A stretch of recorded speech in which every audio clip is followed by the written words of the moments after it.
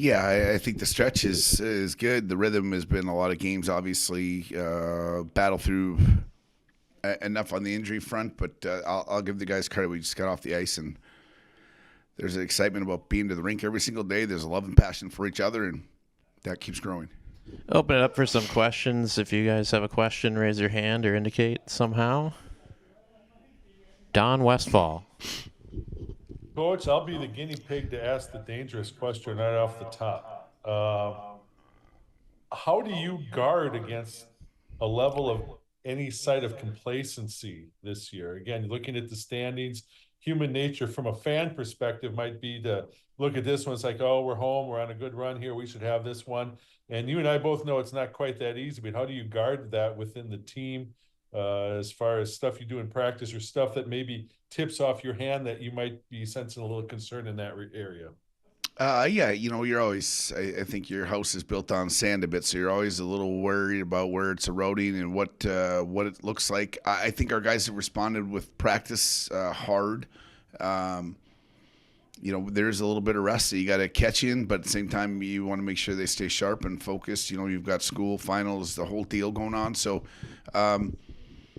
but we're trying, Don. We are trying to play opponentless hockey and scoreboardless hockey, and understand that the gift of being the best standard that we can keep for each other is going to make our team play the best. So, it's pounding the stone, my friend. We just keep hitting them over the head until they really understand it, I guess.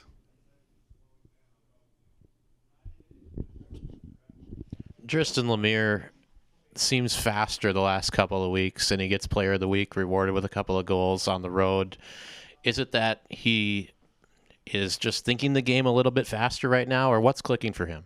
It's probably a little combination. I mean, there's been some jostling around. Like, he's played with different centermen. He's been on different lines. He just started playing with Jack there for a bit, finally got a rhythm of playing with Jack. And then Saturday came with Eddie going out and Lemmy going back up there. But there's probably a little wear. It's a smaller body that plays a lot of. He's a very usable player as a coach. So, but I do think he's back to full strength a little bit. Like, he was down, out, sick, a little bit of everything going on, kind of silently pointing. But now I think his game has kind of come back in a lot of ways. When you looked at him to come into the fold this year, what parts of his game did you like? Was there a player that you could compare him to? The parts that I liked him back in Dubuque. I liked him back pre-college. He's played on very, very good teams and been with very good lineups.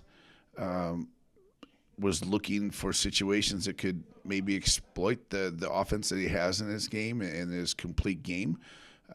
We had that opportunity here, so you're hoping that jump, that stick, that nosiness for offense.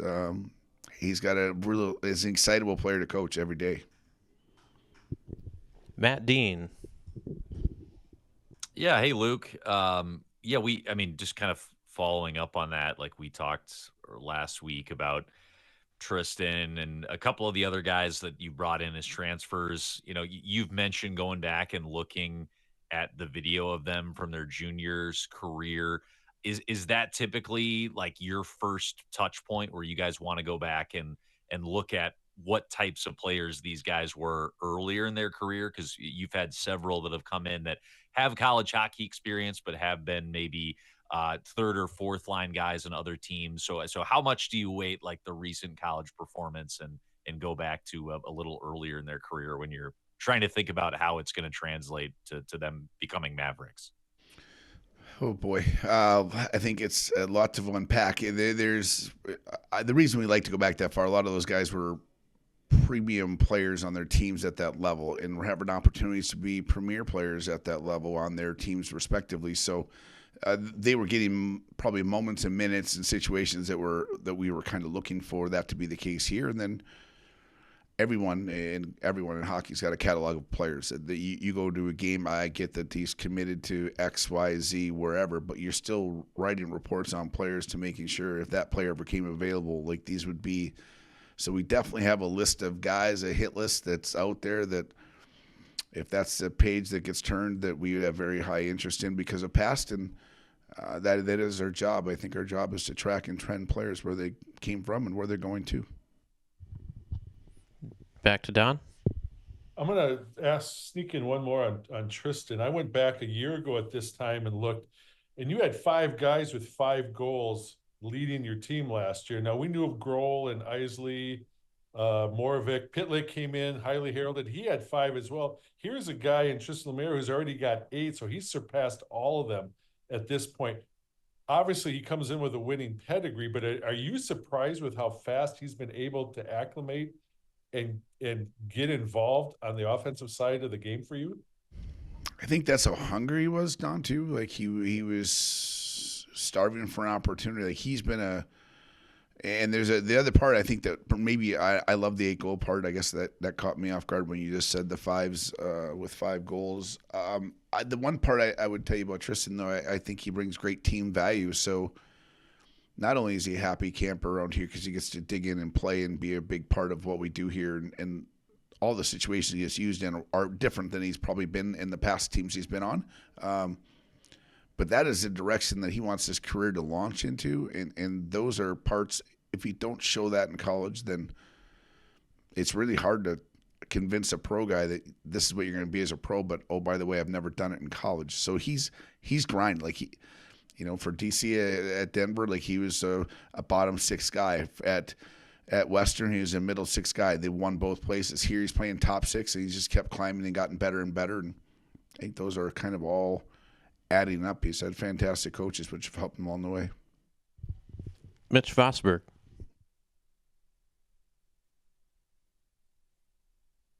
Hey, Luke, any update on Zetterberg?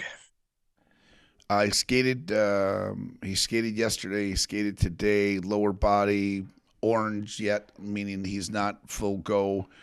I would say by Thursday we'd probably have a really clear indicator. I think there's probably 2 full for me. Like I think this is life or death right now. He's playing. I think I've got to have a lens that protects him and what's going to come down the pipe for him. Hopefully here with Sweden. That's going to be an important part. At the same time, if he can go, he's going to play. So I know he's working hard to, like, he's put in the overtime to get closer. I don't think it was as bad as it first looked. I think it caught him off a shock that he got turned around and twisted up a little bit. Not a knee, so that's a good sign. And just I would expect to see him. Man, I would actually hope, Mitch, that it is this weekend, but it might not be. But we'll find out by Thursday. I need him going full go by Thursday if that's the case. Mitch, any follow-up? Okay. Other questions, Matt? Yeah, I guess how big of an impact is that playing without the extra skater like you guys did on Saturday? I mean, different teams will use it differently, but I don't. It's usually 7-8 minutes that guy is playing. How much of an impact does that have on a 1-game basis? And it's obviously not something you guys would want to have to do for an entire weekend. But how do you kind of scale how much of an impact that is for a team like that? We've played majority of our games maybe extra D side of things and 12 forwards on an extra D. On the D side, I think a lot of that comes down to special teams and timing and how much power play, penalty kill time they're getting taxed on some guys up front. There's times for us to utilize players like after power play or after penalty kill and who we can sneak into an extra shift, who we can spell, like if they're a little bit tired or whatnot. I don't know if it really matters. I do know that what's happened out of this opportunity for others has been – it's pretty cool to see our group cheering guys on that aren't in the norm for being in a 10 to 12 minute role. They're more of a 5 or probably a 7 to 10 minute role type thing, and they're playing the extra 5 minutes a night. And no one's pouty that they're losing minutes out of the situation. They're actually excited for the guys that are thriving in those moments. So it's a great team moment for us. All right. Well, if we don't have any other questions, one more for Mitch. So I gotta ask, with all the injuries, all the everything that's happened,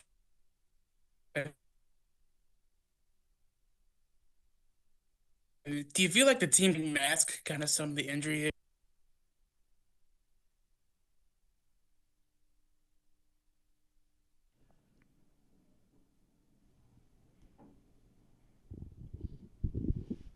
Mitch, you got us?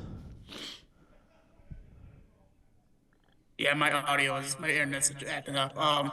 Do you feel let me just put it down in the chat.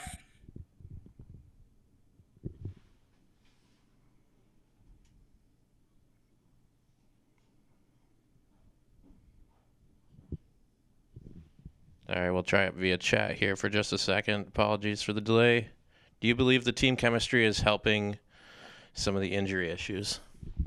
Yeah, I think it's it's a sad thing to say, but it's really galvanized our team. I think our belief and trust in one another is so high. When guys are jumping in, playing different spots, the excitement level for others to do well is great. I do think the team chemistry part of that, the team trust and belief in each other part of that is that's what makes it special. And I do know this. I know when we are a healthy group, all of these adverse times right now are going to make us a better team because we will have way more competition in spots for minutes and moments than we had prior to this. It's really forced my hand in a great way, but it's really, I think, led the guys to believe that they can do their jobs.